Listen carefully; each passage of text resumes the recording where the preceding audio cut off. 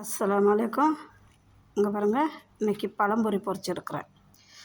பழம்பொரி பொரிக்க கொஞ்சம் மைதா மாவு, லேசாக உப்பு, கொஞ்சம் மஞ்சத்தூள், நேந்திரப்பழம். நேந்திரப்பழத்தை உங்களுக்கு எந்த சைஸில் வேணுமோ அது மாதிரி கட் பண்ணி எடுத்துக்கிட்டு மாவை கலக்கிட்டு பஜ்ஜி மாவு மாதிரி கலக்கி எடுத்துகிட்டு நேந்திரப்பழத்தை முக்கி எண்ணெயில் பொரித்து எடுக்க வேண்டியது.